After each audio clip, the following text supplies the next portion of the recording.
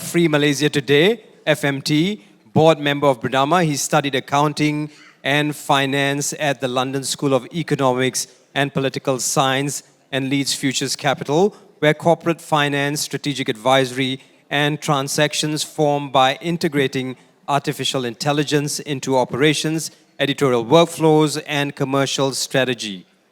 Strengthening profitability and long-term sustainability. He operates at the intersection of media, policy, and business, working closely with stakeholders across cabinet, legislature, and corporate sectors. Ladies and gentlemen, please help me welcome Azeem.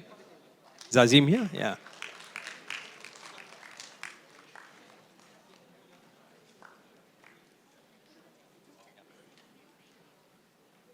Next, we'd like to call upon Ms. Okay, so I do understand that you want to start off by giving us a baseline of what we're going to be talking about today. You wanted to start by having something to put out first. Yeah, I think it's on. Test. Okay. Yeah. Right. Thank you, Gerard, for having me today. Good afternoon to the speakers, the audience. Happy to be here today. So I was asked by Jesse to start off to just give you an overview of the media landscape. You've been here for the entire day and you've heard about where the industry is heading, AI, how things are changing. But what I'm about to share with you would be not looking at what's happening today, but what will happen 5 years, 10 years from now, and looking well into the future on how media will evolve and how we can stay ahead of any kind of disruption. A bit of background, I am a business person. So I came into the media industry. I was previously doing finance, and then I joined a property company, UEM Sunrise, doing business development. And then I came into the media industry to help FMT to turn it around as a business. So I bring a business lens to the media industry. Subsequently, I spent about 6 years at FMT, of course, learning from the chairman of FMT, Nelson Fernandez, who's an entrepreneur. And I had the opportunity to work with Jasban Singh, who was managing editor of FMT, now managing editor of Media Prima and NCA. So I've got a bit of both worlds, right, to understand the business side of media and, of course, the editorial side of things. And over 6 years, while making sure that FMT is sustainable business-wise, I get to work with many great journalists, immerse myself in the world of journalism and learn a lot from them. But bringing in my experience from the business side of things, we all know that media is in a bloodbath, right? A lot of media companies are in the red. Even before AI, we see major media corporations' share price have plunged 95% of the last 10 years. Why? Because of disruption in big tech. And now we have AI. When we thought that the worst is over, then AI came along. So how do we move forward from there, right? Now, I'm here to tell you that the next big media company will not look like a media company. And in this particular introduction, I will explain to you this thought process. I'll give you a bit of background about the media industry, right? So, of course, we used to have newspapers and then radio, TV as a distribution channel for media content, news content. And very much so, these channels were controlled by the media company itself, right? So from the point that news is being curated, the point that it's being distributed, printed on newspapers and then get distributed through the lorries all the way to the retailers, are controlled by media companies. Then social media came along and took over this distribution role. They became the distributors of media content. Yes, your brand and your media content now appears on TikTok, Facebook, Instagram, YouTube. But the media company has now lost control over a distribution channel, which used to make money for them as well. Now, social media not only took over the control of distribution, it also took control of the business of media. Media used to advertise, but now big tech companies control 85% of the digital revenue in the world today. Meta, Google, TikTok, and increasingly Amazon. They control 85%, leaving only 15% for every single media company in the world. There are thousands of media companies, millions of KOLs sharing this very small chunk of ads revenue, 15%. And it's only getting smaller. So where do media companies go? We see them downsizing. Then, while we are in that bloodbath, then suddenly AI came 3 years ago. So what has AI done? Right? So AI threatens to replace journalists, people say. Okay? Of course, there's also a debate whether journalists should use AI and boost productivity. Right? So I'm in favor of the latter, but this is a conversation 3 years ago. By now, it must be fully be understood that we must use AI to increase productivity, to increase accuracy in our stories, do research, and make our storytelling more robust. That is 3 years ago story, right? But what has AI achieved today? Before people consume stories or news from social media, now they can consume it through AI. So every morning you can ask AI what's going on today. It will give you a list of things that's happening, and they'll take it from all the media companies and give you a summary. Not just that, they will then also provide you with the information based on your preferences, your characteristic, your taste, your interest, automatically, because they know you really well now. By now, since you use AI a lot, they know you more than you know yourself. So in the future now, you'll see that as AI become more integrated with our lives, the moment we wake up, right? People use Alexa and ask, right? And they will update you, like, I'm not sure whether you watch Iron Man, but you have your own Jarvis. Jarvis will tell you, okay, this is what's happening. You don't even need to go to watch videos on social media. You don't, much less going to the website. And media brands will be gone from the AI chatbots, unless you actually ask where your information comes from. So the distribution of news content has now been diluted, not only by social media, but also AI. So where do we go from here? Okay, now, before we go into more details, I would like to take you through the realities of media company ownerships around the world. Now, media company, you ask me, now that AI has disrupted media, will it be gone?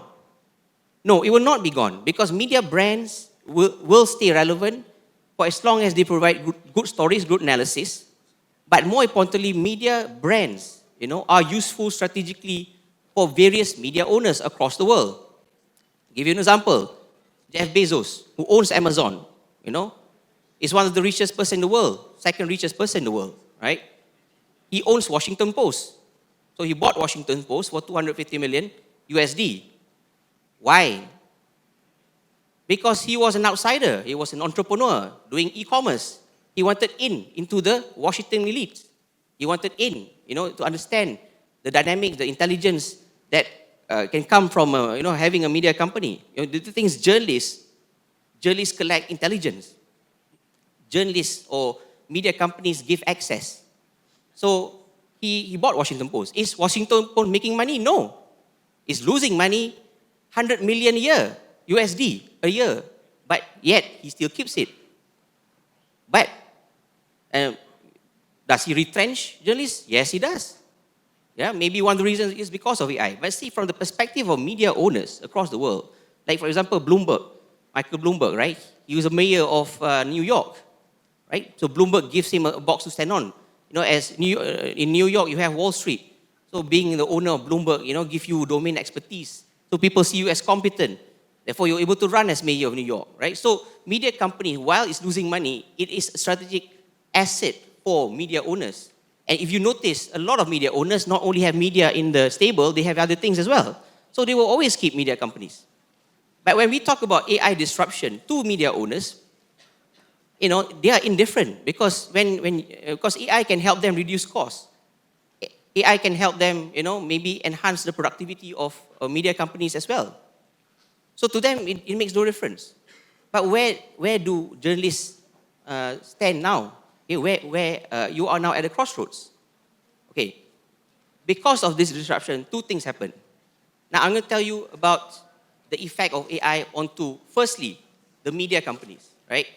What was media company before this? Media company is a single brand, right? Whether it's FMT, whether it's NST, whether it's Sinar, whether it's the Star, it's a single brand trying to make money as a media business.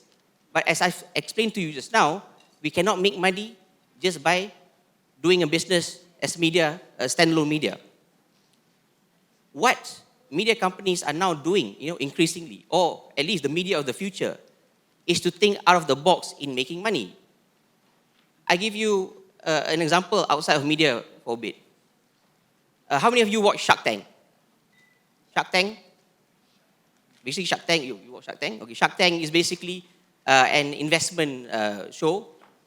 You see, they did an investment on a cat DNA testing company. So this company tests DNA of a cat. Why? Because once you understand the cat's DNA, you can make it live longer. So they invest 250,000 USD into this company. 250,000, right? In the end, this company couldn't really sell it's not really successful as a DNA testing kit. But months later, that company was sold for 96 million USD because it has data on cats. They were sold to a pharmaceutical company. We need data on cats. So see how actually they are valuable in another form. Same goes to media companies. How does Bloomberg make money? Bloomberg doesn't make money by, through the media company itself. They make money by selling data to investors through their Bloomberg terminals, right? So this is how things have changed. And I will give you an example of FMT. FMT started off very small. 10 years ago, it only took, stories from other media. But now, when I came in and my job was to turn around FMT, it was not trying to make money and trying to sell ads anymore. What we did was we tried to develop an ecosystem around it. We work with 20 other media companies now. And I'm pretty sure maybe some of you are media companies. I see Awani in here, Zaiful is here. We work with the likes of Awani, NST, Bernama, Media Prima, Media Mulia to do campaigns together. So we gang up so that we can enhance distribution, but we control the narrative at the top. We given the kind of access that media company has, we now have more information, Yes, we need to maintain editorial independence. That's critical and non-negotiable. But what happens outside? Now we know more things. And we can help clients understand market dynamics, business dynamics, political risk. These are all future of how we can transform the business model of media. So being able to transform and make a single media company evolve in this way by expanding its ecosystem allows us to be profitable. And alhamdulillah, FMT has been able to be profitable for the last few years after we turn it around by having this ecosystem, by working together with other media companies. But what does this mean for journalists? Now, journalists, in order to fit into this future business model, we need to be what I call as super journalists, right? What does it mean? S means you need to have sources. U, understanding, super, S-U. P, you must understand patterns. E, efficiency, and that includes using AI. And R, reputation, being able to have the trust and reputation in the industry so that you are able to get the sources, right? So things that AI can never, obtain or have a sit down with the ministers, and get the kind of sources, insights, like you do. I know a few journalists who actually has WhatsApp groups with ministers, with CEOs, with media practitioners, and I'm inside. And this journalist keeps on getting information that I can see no other journalists are getting. This is valuable because AI cannot do such a thing. And if you have that kind of power, the SUPER, you will fit in nicely in this new business model of a media that I just described, and therefore be able to thrive together as an ecosystem. Together with this new business model for media and the super journalist role, what we will create is something called an information powerhouse. It's a major ecosystem that can finally make media companies sustainable in the long run. That is how the next big media company will not look like a media company, but it is an information powerhouse with a large ecosystem. Number one is, is that news something? Are we asking the right questions? And listening to what he said, he talked about people making decisions to automate and to simplify processes and to bring in AI, so on and so forth. Do you think there's a generational divide? So a fuddy-duddy like me reaching 60, making a decision to say, I want to automate, I want to move that way, without asking the right questions with regards to the processes? First of all, I mean, I see AI as unleashing journalism potential as how it was in the olden days. You mentioned about generational divide. In fact, there was a time where journalists are very immersed in the job, where they have their own sources, they have their own network. They need to understand because they didn't have internet at the time, but so they got to connect the dots, right? Then they got to see the patterns. They got to do it themselves, right? And then they got to be timely. And they got to be trustworthy. So journalists were super journalists back then. But what changed was with the rise of internet and social media, journalists are able to access information from the net. So all the press releases appear on the net for journalists to just grab and say, okay, this guy says this, right? This expert says this, and this politician says that. You just grab it from Facebook and just write as news. I think about 90% of journalists are now doing that. With only 10% actually doing real journalism work, super journalism work that they used to do back in the olden days.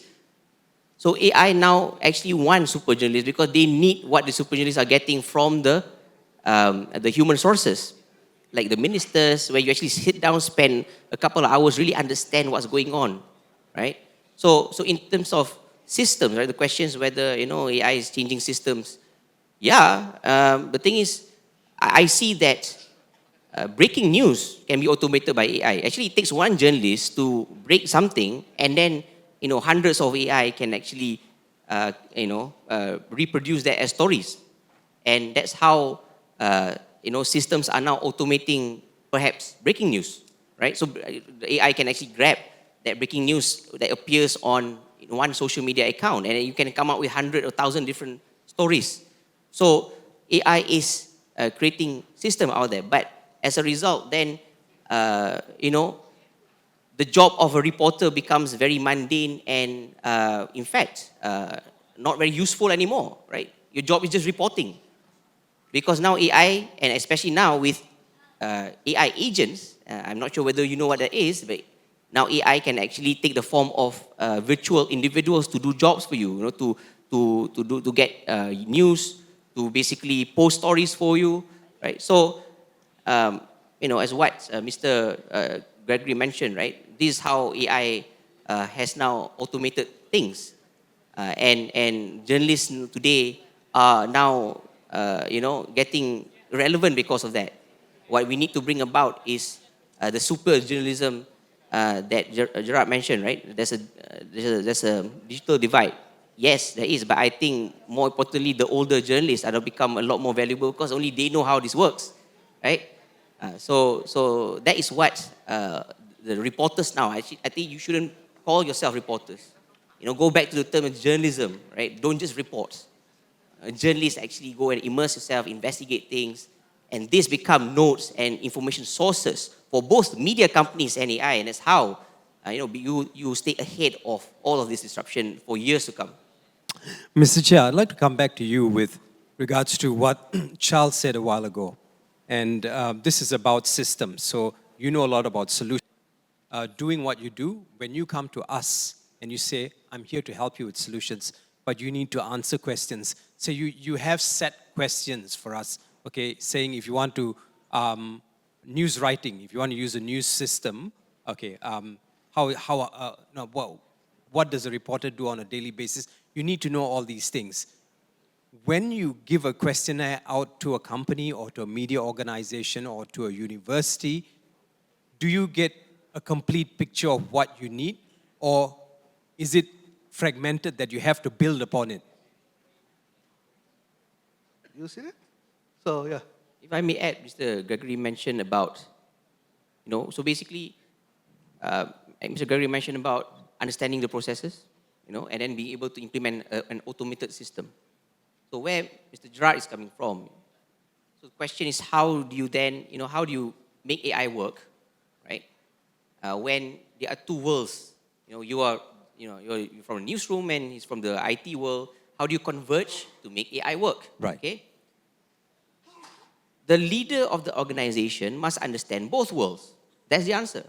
And it has been done in the world of media where the new director general of BBC is a Google guy. So he's from Google.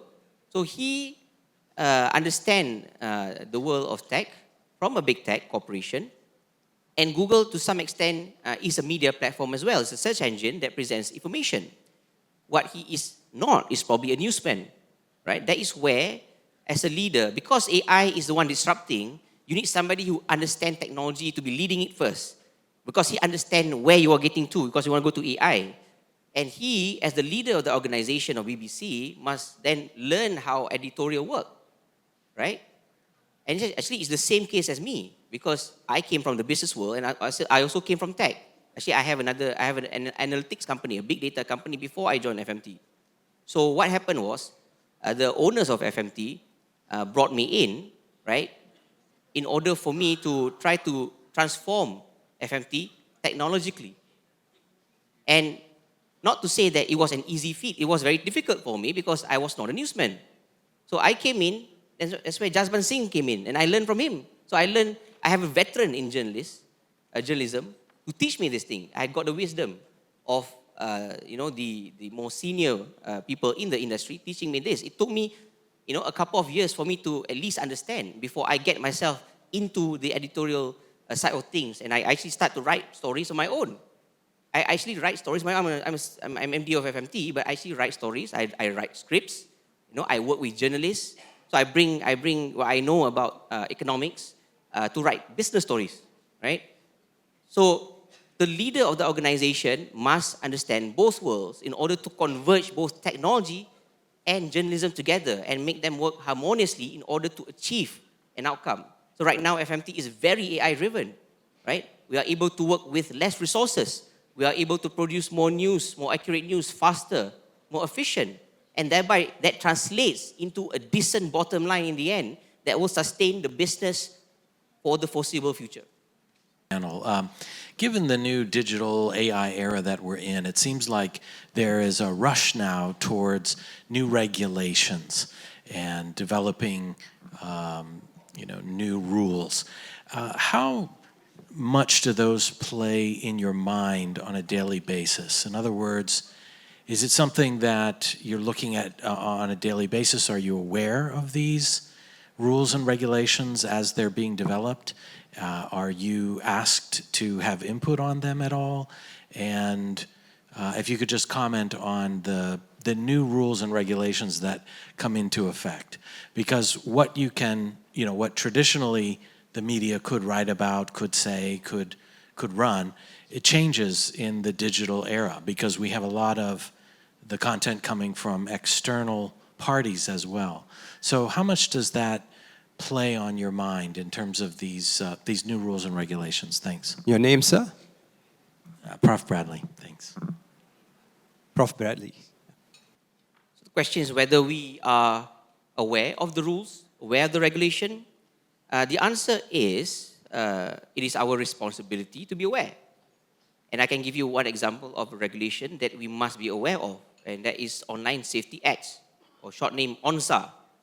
So the Online Safety Act is a law that aims to ensure that the internet is safe, to ensure accuracy, to curtail misinformation, to combat harmful content such as things that are harmful for children, to restrain or to contain scams, to stop scams.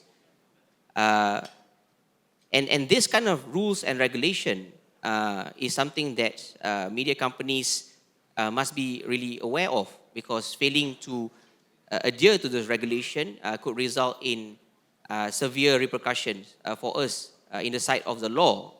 But more importantly, the rules and regulation that exist ensures that the system, the media system that we operate in can continue to be trusted.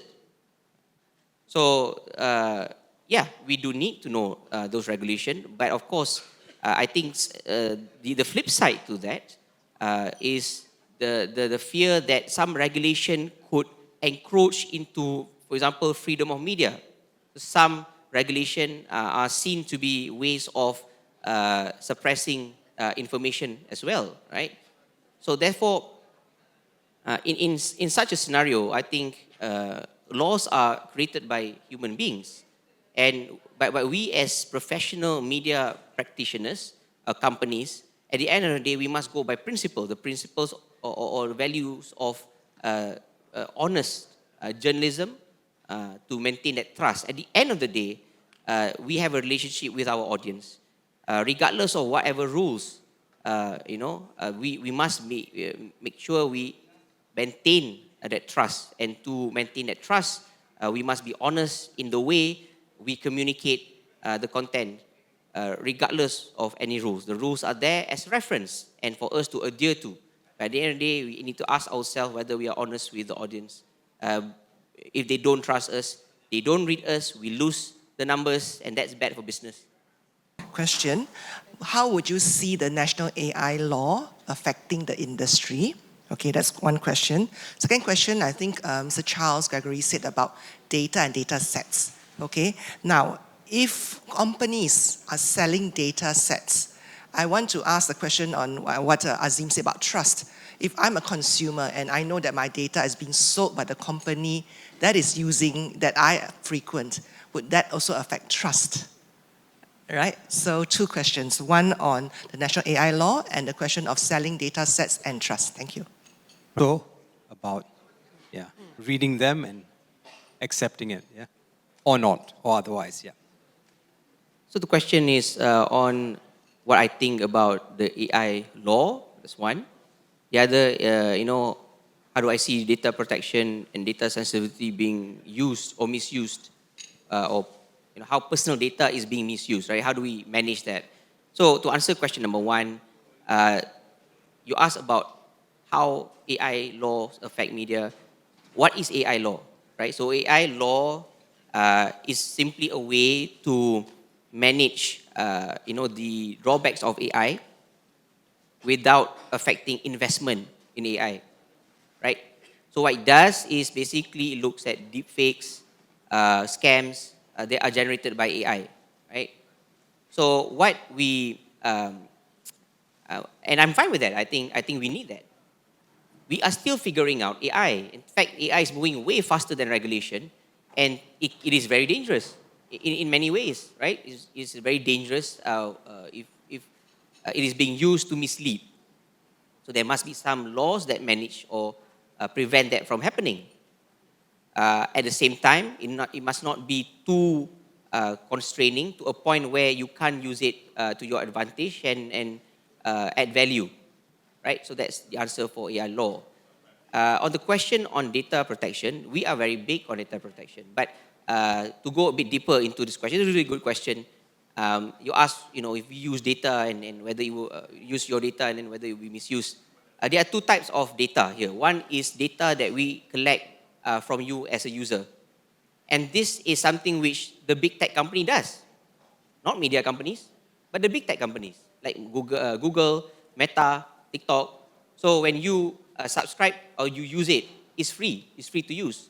But it learns about you, right? And then it directs targeted marketing at you. But before doing that, it gets your approval. So it comes out with the terms and conditions. So then you have to then agree to it before you can use the system. And most people, 99.9999% people in the world don't read it, and they just agree to it because they don't mind. Not that it's wrong, it's up to It them. also at some point became a joke, like just... Yeah, exactly, right? So, it must be done with people knowingly going into it, right? That's one way of getting data. But the data or information which I mean is that journalists, when they meet people, when they interview people, sometimes the source would say, okay, this is off the record, okay, and you're not supposed to publish it. You see, yes, in the end, the journalist won't publish it, but why is it that people always give things off the record anyway? Why? If the source doesn't want for that information to be revealed in any way, this person won't say off the record, right? And the word of record will not be in the vocabulary, right? So the off the record information is usually for context. It's usually for background information. It's not for you to republish as is. So what you do with that kind of information is you analyze it. So a journalist, a super journalist, will be able to analyze it themselves and provide an analysis in the reports that they do without explicitly revealing that sensitive information. That's on one hand. The other hand is, not all media companies are free to write any kind of analysis, right? We know there are different types of media, and different types of media have different purposes. For example, Bernama and RTM, Rama, a board which I sit on, what is responsible for is to communicate government information to the people, and therefore other media would then syndicate those news. So that is its sole purpose, right? In the case of FMT, we are privately owned, so we are allowed, at least by the shareholders, to report things which other media companies may not be able to report to, right? So we are able to be, a bit of a rebel sometimes, and that helps with traffic, right? But you see, when journalists say it works in a media company that may or may not be able to publish certain things, that information that he or she holds is very valuable, and that information can be used for something else, right? For example, for further analysis, and when we meet, stakeholders, clients, or other sources, we can share and exchange information to develop a better understanding of current issues, right? And political risk, especially political risk, right? So political risk is very important and information for companies, right? So our government have been changing for the past, 7 years, from GE14, right? It changes, 4 times. So companies are looking at, how do we invest in this country? But journalists who actually go down there and meet sources have a really good idea on what's going on. And with the help of AI, a super journalist will be able to piece all this information together and work with AI to come up with something conclusive, for other stakeholders, not necessarily consumers, to use, to make better decisions. So that is what I mean by information sharing. It's not user data. User data has been used a long time, and it's subject to your approval. Even if media company does that, we are obligated by law to get your approval, right?